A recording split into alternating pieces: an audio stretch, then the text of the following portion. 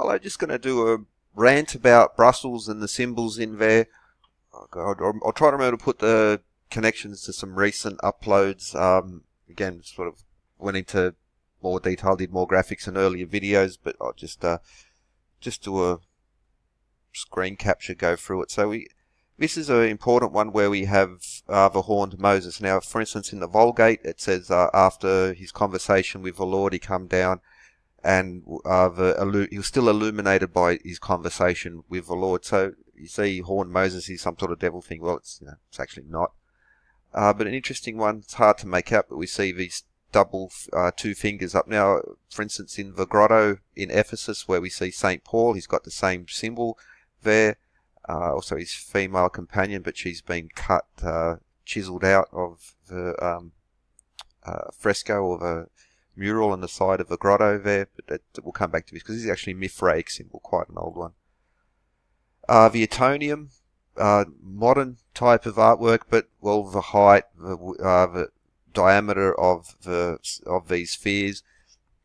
In modern architecture, for instance, Iron Pay or Norman Foster, it's again in a more modern form, but they've still embedded all the very, very important numbers in there. And so the sidereal month 29.53, sorry, synodic month 29.53, sidereal month 27.3, all these very important geometric numbers. This is meant to be a replica of an iron crystal at a scale of 64 million or 64, but some 64 and a whole bunch of zeros to 1. That's a nice tip of the hat. But also technically it's illegal to take a picture of the Eiffel Tower by night and post it because the lights on are considered artwork and therefore it's protected. The Etonium has similar restrictions. It's creepy sort of laws they have there in regards to copyright. You can't use it in commercial. Yeah, it's just interesting anyway. In Waranda Park, again, these emblems, and it has their born around, but the important one here is the baby Hermes, or Mercury as he's sometimes called. So as a baby, Hermes snuck out of his crib, stole the cattle of Apollo. This almost led to a war on Olympus. Then peace was found because Hermes, the baby, gave his lyre made of a tortoiseshell to Apollo. In return, Apollo gave him a wand, which translates to measuring rod. And it was made of oak, so to extend olive, to extend an olive branch. This is still an expression of peace. And later on, Hermes, as he was traveling, saw two snakes fighting, separated them with a stick. So it's a double reference to peace. Also to measurement. Hermes is very similar to Thoth. He's the god, Egyptian god. He's the god of weights, measures, knowledge, of commerce, and of travelers as well. So this Hermetic symbol, and we'll see this again. Oh, no. Very, very, okay. Pan. So this is in Waranda Park. I did some, or Sydney, Winnipeg, or a whole bunch of them on US state capitals, Washington. And so it's not just in the architecture on the buildings themselves. You're also going to find it in the street plan, these emblems and important hints to these ancient sciences, but also in the park. So this is a Pan, or the satyr, and it's got to do with the family tree, which will connect back to Perseus, Athena, Medusa, Neptune, or Poseidon, and these other gods. Recent upload on Pediments, and just to even notice the angle of the column, which is a nice tip of the hat. Zeus, Athena, Apollo. Even she's standing on the fasces, and you can see it's an axe head there. So it's a bundle of sticks tied around an axe, which is the fasces, which was a Roman symbol of law and authority. And it's because there's a lot of Roman influence here as well. Again, just a couple of videos ago about Masonic Ionic Doric Corinthian, and with a focus on Ghent in Belgium and how it connects to places like Sydney, for instance, and so many others. But this is a nice tip of the hat to those same themes. So we have the great cathedrals embedded in here, but also Greco-Roman temples. And for instance, this is an Ionic column. and you see the lady there. The Ionic column, the column of wisdom, also is the column of the female, of the mature, of the mother, you could say. And the simple swirls are meant to represent the simple hairstyle of a mature woman, as opposed to the more elaborate hair of the Corinthian column or the maiden. Oh, you get a nice tip of the hat there, right? This is the maiden. We also have Florence Cathedral, and again, these Greco-Roman temples as well, which are all overflowing with measurement and these other aspects as well. Again, recent upload, we had the rod of Asclepius. That's him there. We see the Ionic column and again, the swirls of the Doric column there. And also the winged hat of Perseus now. Of Mercury. If we go back to that baby, the baby Hermes, he wears the traveller's hat. Now, the Roman version of a traveller's hat looks a little bit more like a World War I British helmet, but again, this is Hermetic symbols. And Hermes, god of commerce, so he's usually, for instance, this is like a retail shopping mall.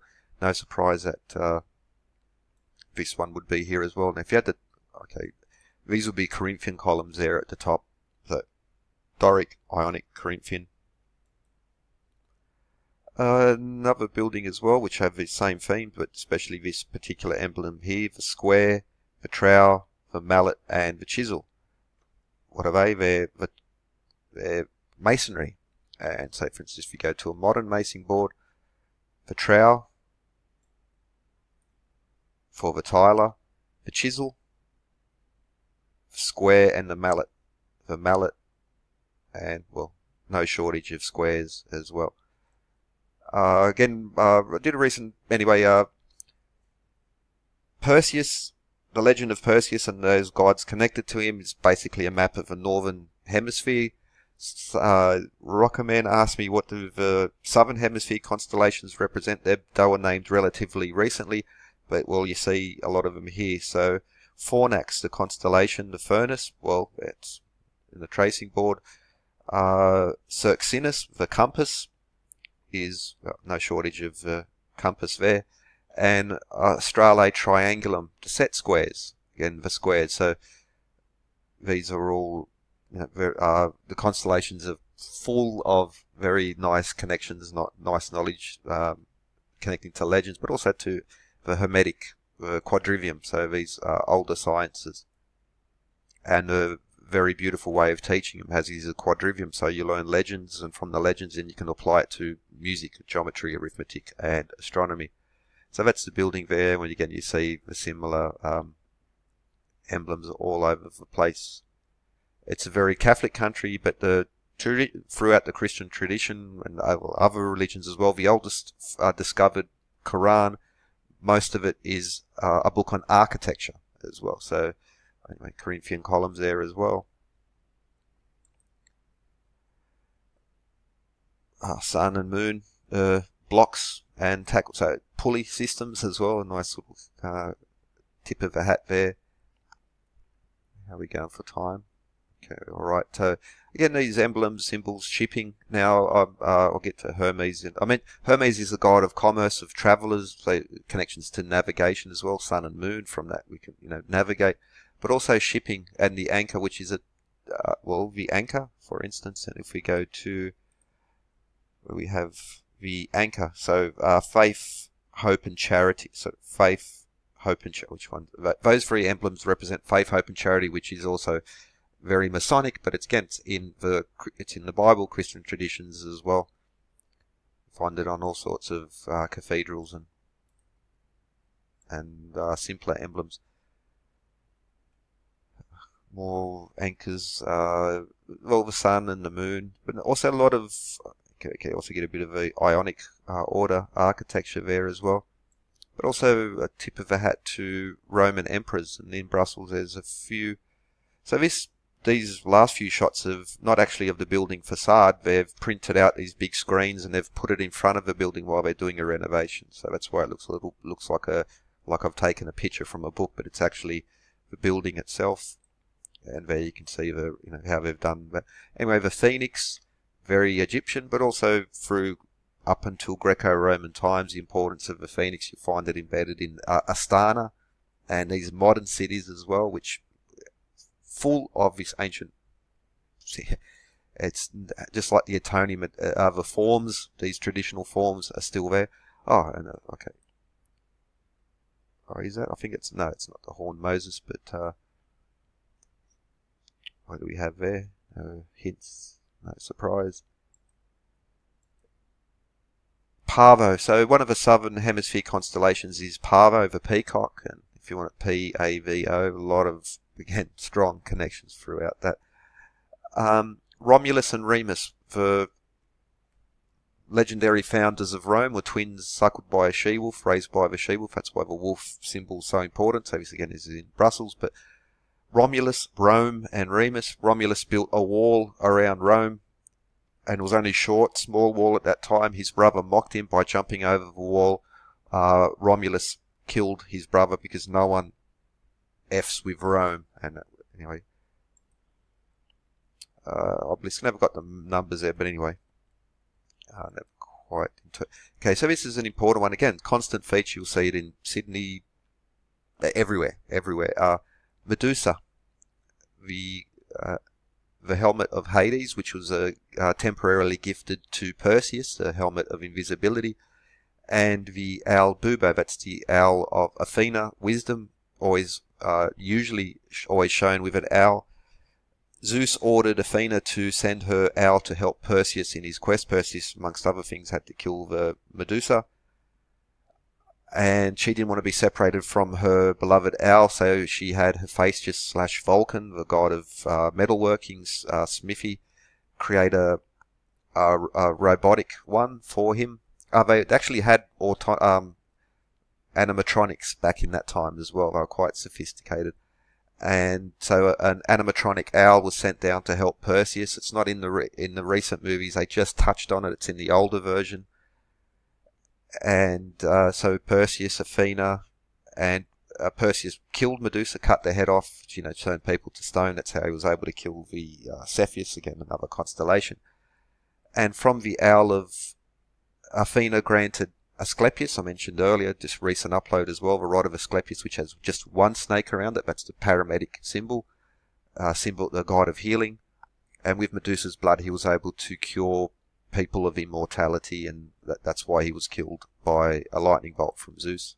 But just again, this constant around, hidden in plain sight. That's our Kokelberg Cathedral in Brussels. You scale that out, that's 32 sun rays there as well. And it just happens to be 108 feet across. Also in the street plans as well. So we have Archimedes. I know there's a Pythagoras street around in there as well. We got nearly run. Okay, again that pediment, but on the satellite view, it's good to also look at them at the map view, because we'll see here in a moment, because we've got an ankh hidden in plain sight.